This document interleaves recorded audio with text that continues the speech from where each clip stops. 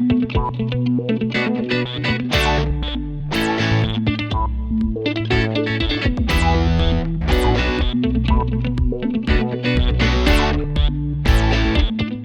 están? Bienvenidos a un nuevo capítulo. Hoy vamos a hablar de la cuarentena y los efectos emocionales. ¿Cómo se ha sentido usted estos días en casa? Para hablar de este tema nos acompaña Nadia Ramos, psicóloga y académica de la Facultad de Psicología de la Universidad de Talca. Nadia, muchas gracias por acompañarnos. Muchas gracias, Daniela, un gusto. Lo primero que te quiero preguntar es sobre cómo se modificó nuestra rutina con la llegada de esta pandemia y también qué síntomas van a ir apareciendo mientras dure este periodo. Bueno, primero, la modificación de la rutina fue total y brutal, yo diría, para muchas de las personas, ¿no? Nosotros estamos acostumbrados en general a funcionar de manera presencial y por tanto tener este aislamiento domiciliario preventivo, lo que ha hecho es que todas las personas tengan que buscar nuevas estrategias para adaptarse a esta nueva situación, ¿sí? Claro. Por cierto, la situación de la pandemia va a generar algunas dificultades de salud mental, ¿no? La gente va a estar más ansiosa, la incertidumbre hace que nos pongamos más nerviosos, ¿verdad? Y eso puede además repercutir en que estemos a veces más irritables. Nosotros no estamos acostumbrados a estar todo el día con las personas en la familia. Nosotros salíamos a trabajar, después volvíamos, ¿verdad? Y entonces hace que las relaciones también sean un poco más tensas a lo mejor al interior del hogar, ¿sí? ¿Nos cuesta Ahora, adaptarnos? ¿perdona? ¿Nos va a costar adaptarnos, aunque ya llevamos un tiempo en cuarentena, cierto? Sí, yo diría que las primeras semanas, probablemente las 2 primeras semanas, hasta las 3 primeras semanas, deben haber sido mucho más complejas para las personas de lo que probablemente hoy día es la situación de cuarentena. Porque efectivamente cuando nosotros necesitamos adaptarnos, eso lleva un tiempo, no es automático, no es que yo hoy día parto cuarentena y entonces ya puedo organizar mi día y mi rutina de trabajo, de teletrabajo, de actividades de casa, de actividades parentales a lo mejor. Entonces hay que comprender también que esto nos va a llevar un tiempo, no es automático, ¿sí? Y algunas personas se demoran más, a veces incluso, en poder tomar ese ritmo y realizar esta adaptación. ¿Y a quiénes puede afectar más? ¿Quiénes quizás les va a tomar más tiempo adaptarse a esta nueva rutina? Mira, yo diría que por una parte, para los niños es una situación diferente, porque además ellos probablemente tienen más dudas, no entienden tan bien a qué se refiere. En el caso nuestro todavía tenemos días bonitos y entonces dan ganas de salir, ¿verdad? Pero entendemos que la situación no es para estar afuera, no son vacaciones, y entonces les puede costar un poco más entender y adaptarse además a que el colegio ya no es afuera, sino que es adentro de casa y que tienen que programar horarios y que tienen que trabajar para poder cumplir las exigencias que los distintos colegios también han puesto para poder mantener el aprendizaje de los estudiantes durante este periodo. Por Claro. cierto, también yo diría que hay un grupo de riesgo importante que son los adultos mayores, ¿verdad? Que también por la edad a veces pueden estar más aislados en términos del uso de tecnologías, ¿no? Eh, y eso puede hacer entonces que se encuentran con mayores dificultades psicológicas, ¿verdad? Con más pena, a lo mejor sin ganas de levantarse, y entonces hay que poner mucho más cuidado también con nuestros adultos mayores. Y otro grupo de riesgo importante durante este periodo, pero también un poquito después cuando pase la emergencia, son los profesionales de la primera línea. El Claro. personal de salud es un personal que no solo está sobrecargado, sino que está mucho más expuesto por su trabajo, ¿verdad?, al virus, y entonces el temor a enfermarse y a enfermar a sus seres queridos es mucho más alto, ¿sí? Y en particular entonces si sumamos a esto la dificultad con los insumos, la dificultad a veces con las políticas, que ha sido un poco difícil también poder seguir la mano en eso, hace que ellos efectivamente se encuentren más estresados. Piensa tú que además, eh, si ellos se enferman, sobrecargan también el sistema, porque dejan de ellos estar ahí aportando, ¿verdad? Y son ahora pacientes y ya no pueden prestar los cuidados. Y disminuye la cantidad de personas que efectivamente pueden brindar estos cuidados. Entonces, esa es una población en la cual efectivamente hay que poner mucho más ojo. Claro. Si bien a todos nos afecta, hay grupos que están más expuestos, tú ya lo mencionabas, los niños, los adultos mayores, el personal de salud, pero a modo general, ¿qué estrategias podemos emplear para mitigar un poco estos efectos que van apareciendo a lo largo de los días? Sí, yo diría, mira, lo principal y lo primero es comprender que esto nos va a afectar, ¿sí? O sea, nosotros no podemos esperar que las personas no les pase nada, no sientan miedo, no sientan ansiedad, no se estresen, porque eso también es un mecanismo de afrontamiento normal. Las emociones que tenemos son emociones normales ante lo que estamos viviendo. Entonces, una primera tarea es reconocer y aceptar que esto nos puede estar pasando, ¿sí? Luego hay distintas estrategias que nos pueden ayudar. Por una parte, ya se ha hablado, por ejemplo, de poder instaurar rutinas en casa, ¿verdad? Tener horarios, porque si yo tengo mucha incertidumbre y no sé qué va a pasar, el tener ya organizado mi día a día me va a ayudar a funcionar mejor. Y esto significa, por ejemplo, tener más o menos un horario para levantarse, salir de cama, cambiarse de ropa, ¿verdad? Tener además una alimentación saludable, darse espacios de descanso, dormir bien en la noche y asociado al teletrabajo, hay que tener ojo porque el riesgo del teletrabajo es que parece que uno nunca se termina de desconectar. Entonces es Así es. importante tener las rutinas establecidas y los horarios para poder cuidarnos, porque este ya ha sido un periodo estresante, ¿no? Adaptarnos a esta nueva situación. Y una vez que termine, también va a ser otro periodo de adaptación y de ajuste, ¿no? Volver a retomar nuestras actividades normales, ¿sí? También va a implicar otro esfuerzo más. Y entonces necesitamos guardar energía para todos estos procesos. Entonces, frente a las rutinas, si bien es cierto, hay que establecerlas, también hay que tener compasión, amabilidad y cuidado con uno mismo y no sobreexigirse para poder cumplir las rutinas. Las rutinas toman tiempo, son un hábito y eso necesita que nosotros estemos todos los días, pero tampoco que sobreexijamos porque si no nos volvemos a estresar más. Otro punto importante, hacer actividades placenteras.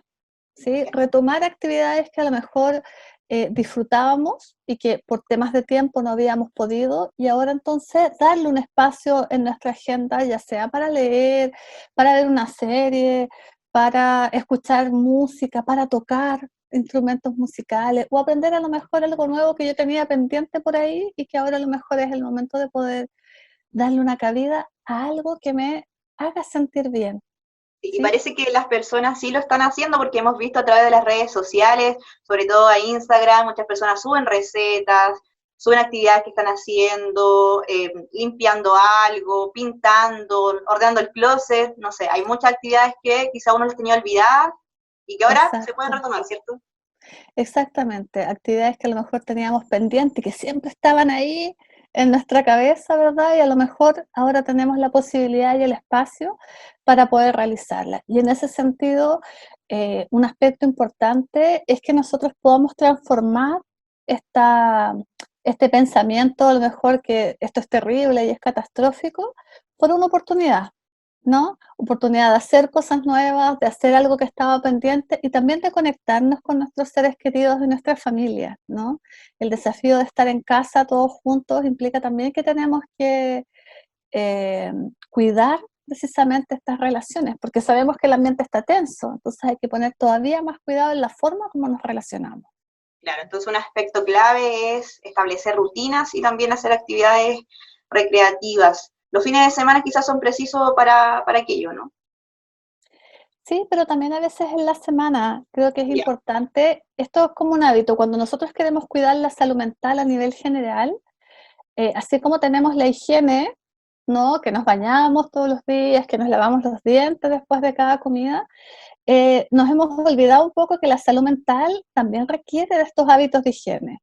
Y los hábitos de higiene en temas de salud mental es hacer actividades placenteras, es, por ejemplo, practicar actividades de meditación, de relajación, ¿verdad?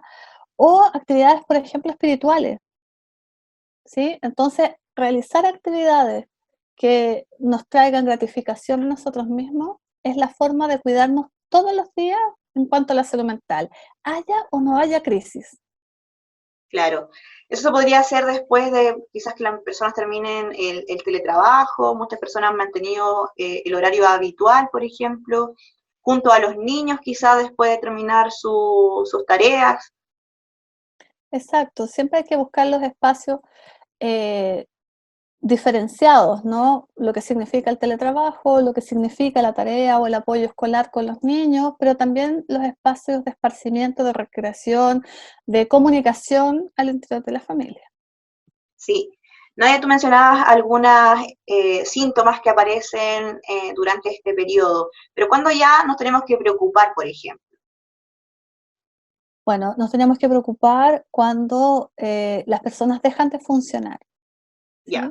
Es decir, cuando, por ejemplo, asociado en este caso a la pandemia del coronavirus, uno está constantemente pensando, ¿no? Y no se puede despegar del teléfono y me siento muy ansioso y me quedo un poco paralizado y en realidad no estoy rindiendo en el trabajo o no soy capaz, así no me siento capaz de poder cuidar también a mi familia, no puedo hacer las cosas de la casa o no, ya no hay actividades que disfrute, probablemente ahí es cuando uno puede decir, tal vez aquí sería bueno que pudiese buscar una ayuda profesional. ya. Ahora, de nuevo, todavía estamos en un periodo de adaptación, estamos expuestos todavía a esta situación, a este miedo, a esta incertidumbre de qué es lo que va a pasar. Por tanto, muchas de estas cosas que pueden pasar, como estar muy preocupados, como sentirme muy ansioso, todavía es una fase normal dentro de lo que nosotros consideramos en términos de salud mental, ¿no? Claro. Y Todo, eso, sí. sí, no, te iba a preguntar si eso tiene que ver muchas veces con la sobreinformación, hay que filtrar un poco la información que nos llega, ver lo que aparece en redes sociales, saber identificar cuáles son noticias verdaderas, cuáles son falsas, tener cuidado también con eso. Por supuesto, las redes sociales, por una parte, son una gran ayuda para mantenernos vinculados y comunicados, pero por otro lado también son fuente de estrés cuando nos llega demasiada información y sobre todo cuando no tenemos la capacidad de discriminar qué es lo que es verdad y qué es lo que puede ser falso, ¿no? Y entonces ahí hay también algunas recomendaciones. Por una parte, informarse por las vías oficiales respecto al tema de la pandemia. Y por otro lado, limitar el acceso. Eso significa que si saber, conocer noticias del coronavirus me genera un alto grado de estrés, lo mejor es que yo limite y tenga un horario específico en el día en que yo pueda mirar las noticias y después lo dejo de lado, ¿sí? Claro. Porque si estoy todo el día conectado, estoy constantemente sintiéndome ansioso y estresado. Entonces, mejor dejar y limitar el uso de las redes sociales en este caso, solo en algunos momentos del día, porque es importante estar informado, pero la sobreinformación no va a ayudar. Claro, a muchas personas además les afecta bastante las noticias, lo que pasa en otros países. Es bastante complicado ese tema. Por supuesto, porque además las noticias lamentablemente de otros países no son muy alentadoras, han tenido dificultades, ¿verdad? Y entonces eso puede generar incluso más angustia, ¿no? Entonces, limitar el uso y ojalá son los canales oficiales, el resto tratar de dejarlo, descartarlo, porque no nos va a ayudar. Sí. Bueno, ¿cómo enfrentan además esta situación las personas que ya tienen algún cuadro de estrés, de ansiedad? ¿Cómo les va a afectar a ellos todo esto? Mira, les va a afectar igual que a la gran mayoría de nosotros, o sea, es Ya, probable que se sientan más ansiosos o que se agudicen algunos de los síntomas que tienen. Y entonces ahí lo importante es que las personas mantengan tratamiento, ya, ¿no? Que se comuniquen con los profesionales, los psicólogos, los psiquiatras, con quienes estén haciendo su tratamiento para poder establecer un plan de acción, ¿verdad? Por otra parte, también limitar el acceso a las redes sociales y mantener, eso sí, vínculos con personas que son significativas.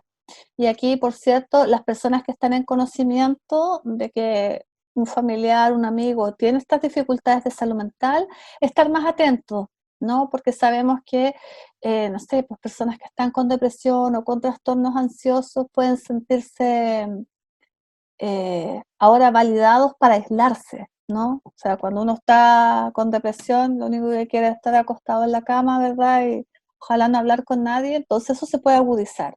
Y ante eso, entonces, las personas que rodean pueden prestar un gran apoyo, ¿verdad? Estando ahí, comunicándose, preguntando cómo están, pero también calmando, ¿no? Diciendo que esto es algo que va a pasar y que es normal que estemos nerviosos todos. Ya. La red de apoyo finalmente es fundamental para las personas que tienen estos cuadros depresivos, ansiosos. Para todos.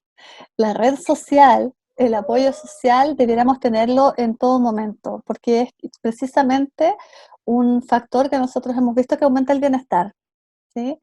Y no solo aumenta el bienestar, sino que previene los efectos del estrés. Entonces, en este momento, más que nunca, es que tenemos que activar nuestras redes, ¿no? Comunicarnos con nuestros seres queridos, ya sea por llamado telefónico, ya sea por videochat, ¿no? Ya sea por correo electrónico, mantener los vínculos. Ya, hay que mantener entonces los vínculos con las personas, nuestros seres queridos.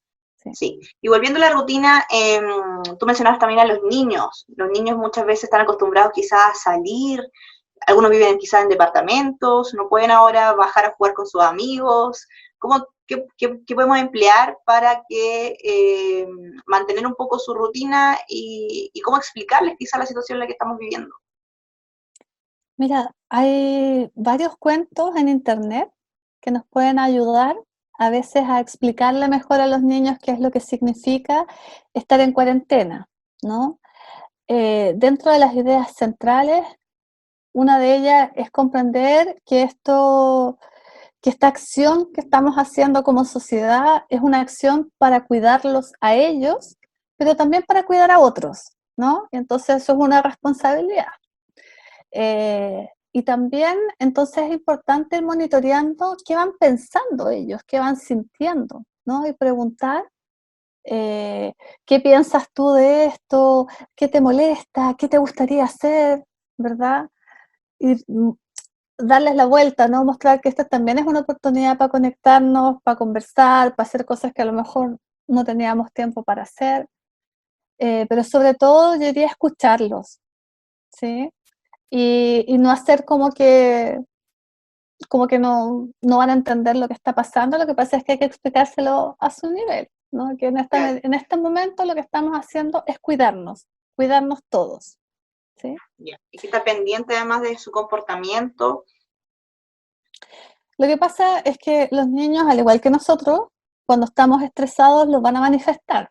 La diferencia es que en el caso de los niños no van a decir me siento ansioso o me da rabia esto, sino que probablemente lo van a expresar a través de conducta, ¿no? Y entonces van a hacer pataleta o pueden tener algunas conductas más regresivas, como que quieren volver a la cama con los papás o no se despegan del papá o de la mamá, ¿verdad? Porque son su sistema de apego, de apoyo, de seguridad, ¿sí? Y ahí, lamentablemente, lo único que nos va a ayudar, no digo lamentablemente, digo, va a ser una carga probablemente para los papás porque es más demanda, pero lo único que los va a ayudar ahí es paciencia, es comprender que ellos no pueden expresarlo de otra manera, y que está bien que se sientan así. Hay que validar esa emoción que ellos están sintiendo, si ellos tienen todo el derecho, igual que nosotros, a que esto les afecte, ¿sí? Y hay mucho cariño, mucho amor y mucha paciencia. ¿Qué situaciones también pueden producir este encierro, aislamiento social que muchas veces tienen las personas que tú misma decías cuesta adaptarse? ¿Qué dificultades pueden surgir? Bueno, las dificultades, yo creo que también es importante comprender que estamos en un contexto social, entonces las dificultades no son solo psicológicas, ¿sí? Hay un contexto social en el cual tenemos que seguir cumpliendo con nuestro trabajo dentro de lo posible. Hay un contexto social, además, en que las escuelas están cerradas y están entonces enviando las actividades escolares a casa, ¿no? Y entonces los padres tienen que apoyar también en ese proceso. Hay contextos sociales en el cual las personas han perdido el trabajo y eso significa menos ingresos y entonces más inestabilidad y más inseguridad. Eh, Tenemos dificultad, sabemos ahora, por ejemplo, en términos de salud, que no podemos recurrir y a lo mejor la operación que teníamos programada no la vamos a poder hacer durante un tiempo. El tema del transporte ahora además exige que usemos mascarilla. Entonces hay una serie de contextos que lo que hacen es cada vez generar más presión en las personas, ¿sí? Ante eso sabemos que hay elementos del contexto que no vamos a poder modificar. Y ahí es importante entonces dar una vuelta en términos de cómo podemos hacer o pensar que esto pueden ser también oportunidades de aprendizaje, ¿no? Por una parte, el tema del teletrabajo ha sido un desafío importante, pero que muchas personas ya antes de que apareciera esto hablaban de la necesidad de hacer teletrabajo, que la presencialidad, ¿verdad? A veces no era tan relevante en los trabajos, sino que cumplir con las metas que estaban establecidas, dependiendo, por cierto, de los trabajos, ¿no? Eh, y eso significa entonces que tenemos precisamente estos nuevos desafíos en un contexto estresante y por tanto, primero es decir, mira, nos vamos a estresar, pero nos vamos a ir adaptando. Entonces, calma, paciencia, porque esto va a tomar un tiempo entre que yo pueda armar mi rutina y pueda responder a las distintas demandas que tengo actualmente. Por cierto, hay demandas que van más allá de lo psicológico. Como te decía, si las personas pierden el trabajo, ahí hay una inseguridad real que no basta con que yo les diga, oiga, organice rutina, oiga, haga una actividad de bienestar, porque en realidad hay una necesidad básica que no está cubriéndose, que es el tema de la alimentación, el tema de la vivienda, ¿verdad? Entonces, eh, las personas que están con mayores estresores son, por cierto, también las que se pueden ver más afectadas. Y entonces ahí hay que coordinar los esfuerzos para poder brindar el apoyo a estas personas, porque no es solo psicológico. Claro, sí, eso ya es una realidad. Muchas personas lamentablemente ya han perdido sus empleos, lo hemos visto en las diferentes regiones, en los diferentes lugares acá, comunas también acá bastante cerca, en el Maule también ha pasado. Eso es bastante complicado. Sí, claro, porque nuestra realidad se modificó completamente, y quiero decir nuestra realidad regional, nacional, pero también a nivel mundial. Probablemente, probablemente aumenten las enfermedades de tipo mental bajo este contexto en el que estamos. Es probable, sí, pero la verdad no lo vamos a poder saber hasta que termine recién la emergencia, ¿sí? Porque como yo te decía, nosotros tenemos un proceso de adaptación cuando nos encontramos con situaciones de crisis. Y eso suele acontecer que después de 4 o 5 semanas después de que la crisis ha terminado, es cuando nosotros podemos determinar si ha habido un aumento o no de las dificultades de salud mental, ¿sí? Porque todo lo que pase en el periodo entre esas 4 y 5 semanas son parte de lo normal, dada la situación estresante de crisis, de emergencia con la que estamos viviendo. O sea, las reacciones ahora son reacciones normales, porque no es un contexto cotidiano el que estamos viviendo, es una situación extraordinaria. Así que Sí, sí, es probable que haya aumento de algunas dificultades, pero no lo vamos a saber hasta un tiempo más. claro. Si pudiéramos enumerar algunas estrategias efectivas para aplicar en nuestros hogares, ¿qué podría ser para resumir un poco lo que hemos conversado hasta ahora? Yo diría, por una parte, practicar actividades que sean placenteras, y eso significa darse un tiempo para pensar qué cosas me gustaría hacer, ¿verdad? También las actividades de relajación y de meditación son importantes, son de cuidado cotidiano, y la actividad en sí misma de relajación nos sirve solo si yo la practico una vez, ¿sí? Los efectos yo solo los voy a poder ver si los instauro como un hábito de cuidado, ¿no? Y eso significa que yo establezca entonces una rutina de cuidado de salud mental. Por cierto, también, como hablábamos, el apoyo social ¿no? Vincularse, llamar a los amigos, a la familia, ¿verdad? A las personas que nos son importantes, a los colegas, estar comunicados, sentir esa red de apoyo, porque incluso los colegas, si hay algo que yo no sé, yo se lo puedo preguntar a otro y eso ya me va a aliviar parte del estrés, ¿no? Y también, como hablábamos inicialmente, establecer rutinas, sin que esto signifique tener como una camisa de fuerza, ¿no? No nos vayamos a presionar más, sino que poco a poco también ir estableciendo horarios para las distintas actividades que vamos a tener, dada la contingencia actual. Sí, nos quedamos entonces con esas recomendaciones. Le queremos agradecer, Nadia, que nos haya acompañado en este capítulo. Muchas gracias. Gracias a ustedes, Daniela. Un abrazo. Y así culminamos este bloque, nos separamos unos instantes y ya volvemos con más Hablemos de Salud.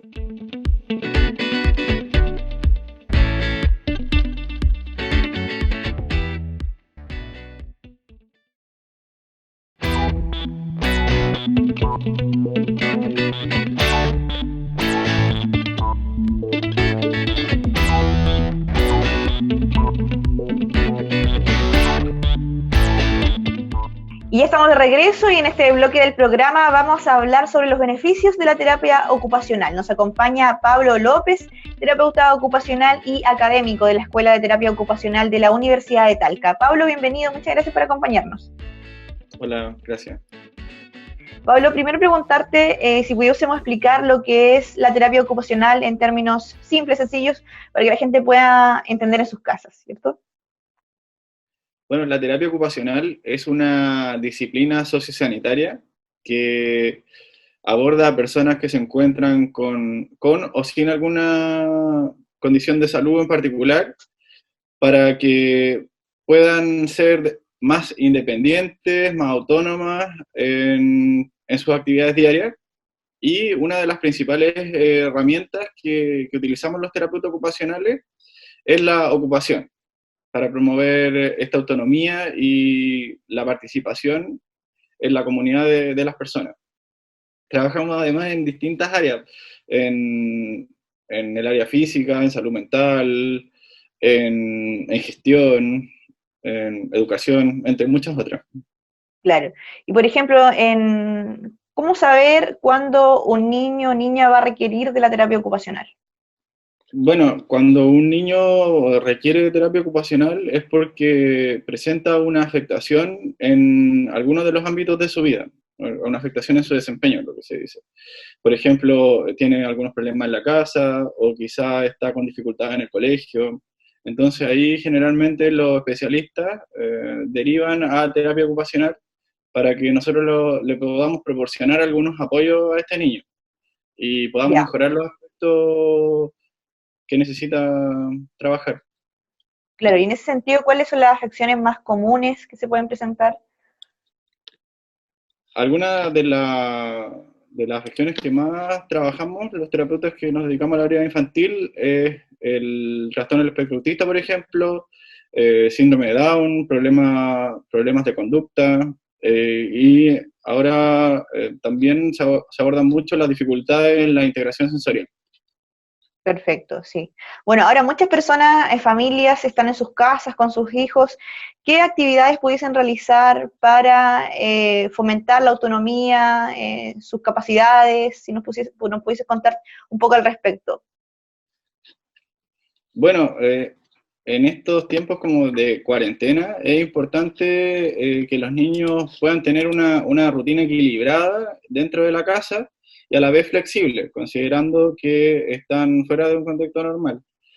Entonces, pueden participar en actividades del hogar, por ejemplo, colaborar en distintas tareas muy simples y a la vez nosotros las podemos hacer entretenidas, como en las tareas de la casa, en cocina, en colaborar, por ejemplo, los más pequeñitos a guardar sus juguetes. Entonces, estas son cosas cotidianas en donde nosotros los podemos involucrar para que participen activamente en su rutina. Y además, obviamente, es importante que participen en otras actividades como de tiempo libre, de juego, actividades de participación dentro de la familia, entre muchas otras. Bueno, y también es importante que hagan sus actividades escolares, sus tareas y su estudio. Sí, vamos por parte. Por ejemplo, tú mencionas que involucrar a los más chicos en las tareas del hogar. ¿Cómo ahí lo estimulamos o qué estrategias podemos utilizar para que sea más amigable, más entretenido y no sea, por ejemplo, una presión para ellos o una obligación? Bueno, lo más importante siempre es reconocer todos los logros y todos los aportes que ellos puedan hacer en la casa. Tenemos que proporcionarle oportunidades donde ellos puedan ir desarrollando estas habilidades. Y de a poquito nosotros también los podemos ir estimulando y graduando el apoyo que le damos a los niños, si en caso que nos quieran ayudar a hacer algo en la casa. Aceptar igual su interés en participar en estas actividades y reconocer siempre su esfuerzo, motivarlo, incentivarlo, reforzarlos positivamente a través de un abrazo, lo hiciste muy bien. Eso es muy importante para que ellos vayan motivándose e involucrándose en las tareas del hogar. Y además también podemos dividir estas tareas para que ellos de a poquito las vayan aprendiendo, como en pasos simples hasta que ellos logren hacerlas de forma autónoma. Ya, perfecto. Importante entonces reconocer su trabajo, su esfuerzo, valorarlos positivamente. Eso va a ser importante para que los niños continúen, ¿cierto?, con esas tareas o le den ganas de participar en las tareas de la casa. Sí, de todas maneras. Y además podemos incorporar estrategias como hacer las tareas con baile, con juegos, a modo de generar motivación en ellos y que se puedan involucrar. Claro. Y si ya lo vemos desde el ocio, desde las actividades más recreativas, ¿ahí qué actividades se le pueden recomendar a los padres para que también le inculquen a los más pequeños? Es súper importante en estos momentos que ellos se involucren en actividades recreativas, donde además de pasar un buen momento, puedan potenciar todas sus habilidades. Podemos hacer actividades desde recursos muy simples que tenemos en la casa, como te mencionaba, el baile, o también algunos tipos de juegos que son muy beneficiosos para los niños. Por ejemplo, quizás lo tenemos en la casa y no lo estamos aprovechando, o los podemos pedir por internet. Tenemos acá algunos ejemplos. Por ejemplo, ¿Ya?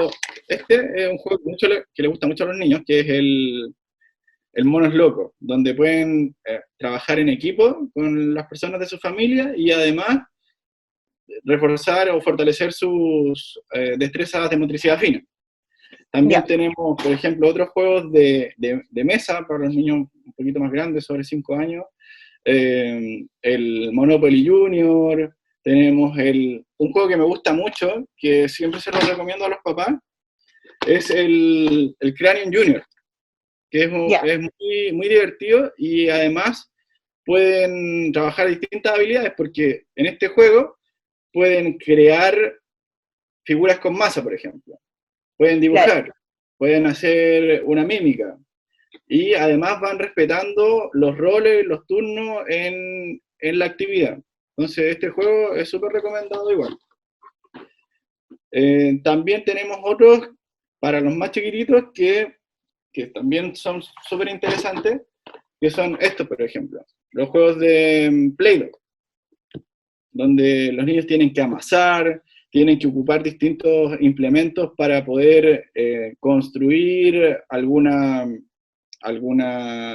este caso una dona, o hacer verduras, frutas, hay distintos tipos de modelos.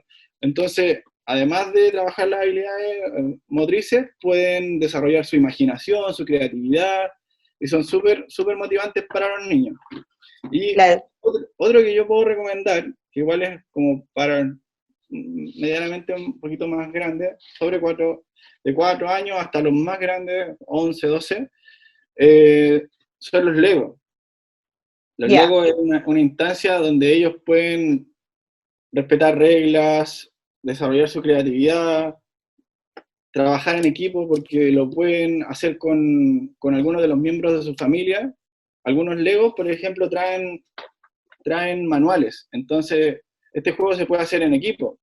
Podemos dividir los roles en algunos miembros de la familia, que uno se encargue de construir, otro de ser el ingeniero y dar las instrucciones, y otro de ser el buscador, el que busca las piezas y se las pasa al constructor para que elabore el modelo del Lego. Entonces estos juegos son súper interesantes para que los niños puedan desarrollar ahora que tienen más tiempo libre. Entre muchos Sí, otros, son algunas ideas. claro, tú mencionas ahí algunos juegos que tienen bastantes beneficios, pero, por ejemplo, ¿cómo elegir entre un juguete y otro al momento de comprar, por ejemplo? ¿Qué le aconsejamos ahí a los padres? Igual tenemos o sea, los papás se tienen que fijar en qué es lo que quieren potenciar en esos niños y que este juego también sea acorde a sus intereses y a su edad, de acuerdo a lo que necesiten ir desarrollando. Entonces, hay varias páginas en internet donde pueden elegir los juegos que sean más adecuados para sus hijos. Siempre fijarse importante en la edad y lo que le gusta a los niños, para poder elegir el mejor juego. Claro, sí. Bueno, muchas familias quizás no tienen esos juegos. Ahí, ¿qué elementos, por ejemplo, tenemos en la casa que nos pudiesen también servir? Igual, por ejemplo, hay ideas en internet donde podemos encontrar cómo hacer una obra de teatro en casa, por ejemplo. Claro, Como pintura libre con témpera y bloc o un papelógrafo, que son actividades que requieren un poquito menos de materiales. O juego de roles, con cajas incluso, caja, material reciclado, donde podamos hacer una historia.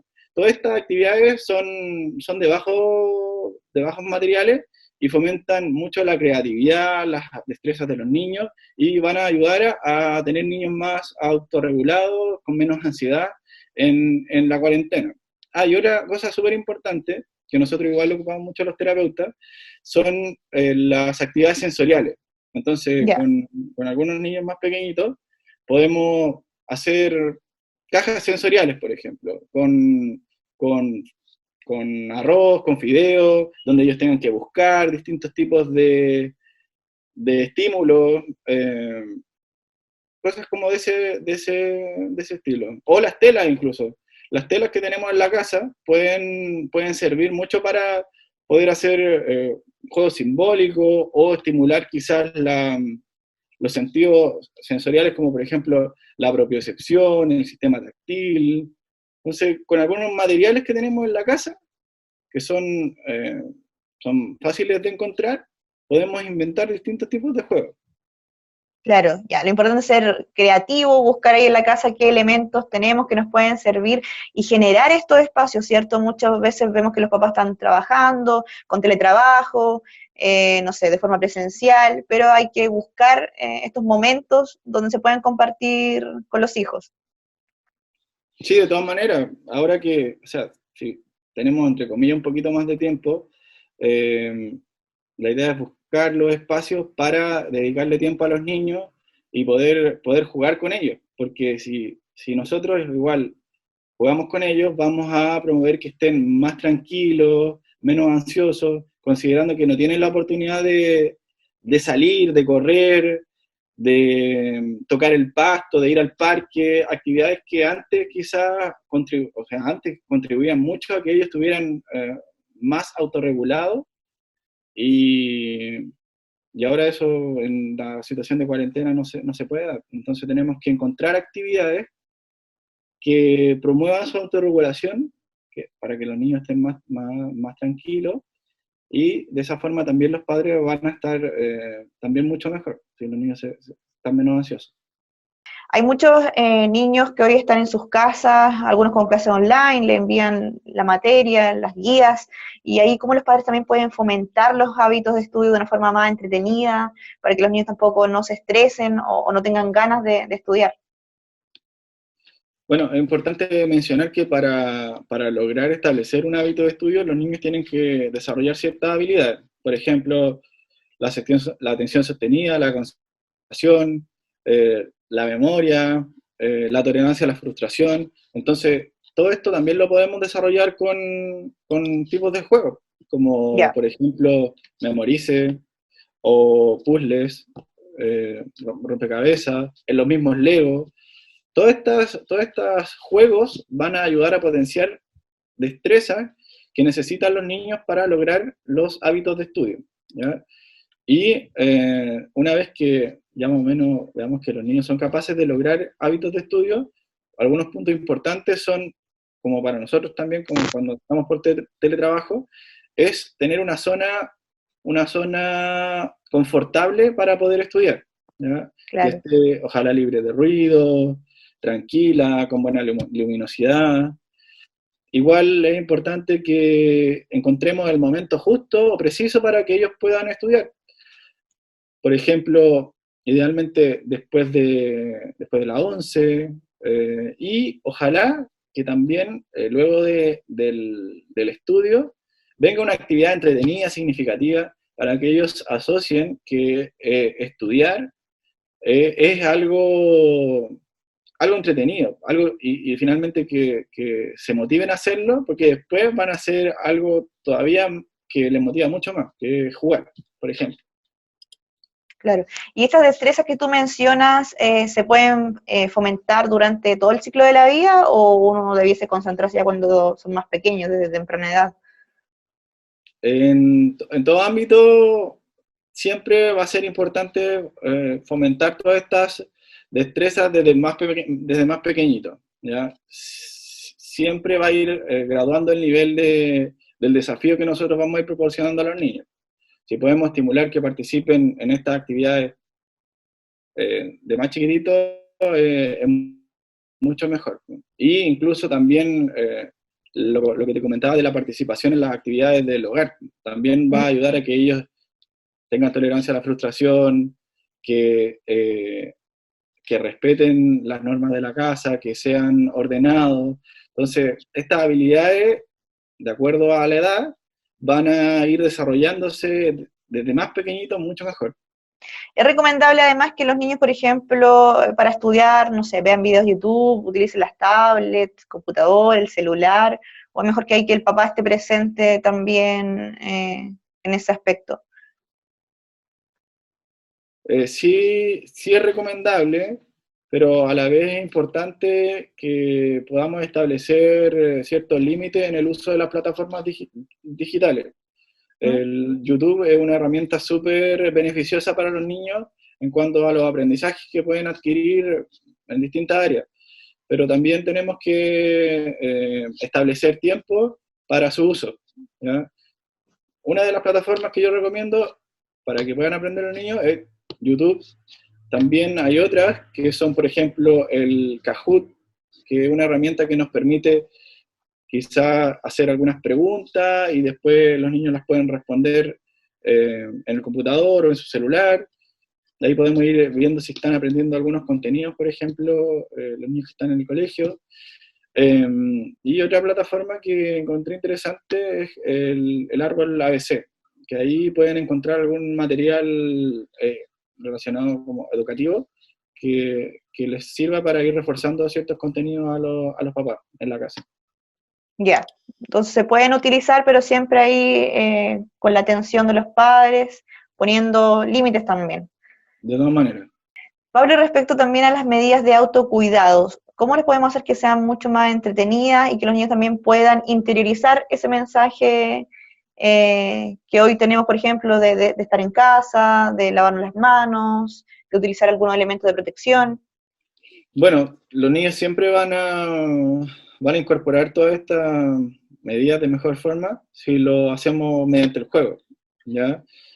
Por ejemplo, para el lavado de manos, lo que se estaba haciendo era fomentarlo a través de canciones, de un desafío que había a través de internet igual, en donde los niños tenían que marcarse una figurita del coronavirus, y mientras más se lavaran las manos en el día, iban a borrarlo, ¿cierto? Y si lograban esto, iban a obtener un premio al final del día. En este caso era una pegatina, un sticker. Y si lograban cierta cantidad de pegatinas, se ganaban un premio, un refuerzo positivo. Entonces, siempre va a ser importante que fomentemos las actividades de autocuidado a través del juego, y con esto vamos a motivar a los niños que se puedan involucrar, tanto en el lavado de manos, como en la higiene dental, como en el baño, entre otras cosas importantes para ellos. Ya, acá el juego entonces es fundamental, ya sea para los hábitos de estudio, para las medidas de autocuidado, para involucrarlos también en las tareas del hogar. Eso es una importante entonces recomendación. Sí, es una recomendación transversal para distintas áreas de la ocupación de los niños, que lo hagamos de forma motivante y a través del juego. De esta forma ellos van a incorporar mejor esos aprendizajes. Perfecto. Pablo, te queremos agradecer bastante esta conversación. Gracias por participar en este capítulo. Gracias a ti, Daniela, y un abrazo, y ojalá que estas recomendaciones sirvan a los papás para que puedan fomentar mejor las habilidades de sus niños en casa. Sí, de todas maneras. Y así culminamos un nuevo programa. Muchas gracias por acompañarnos y siga junto a la programación de Campus TV.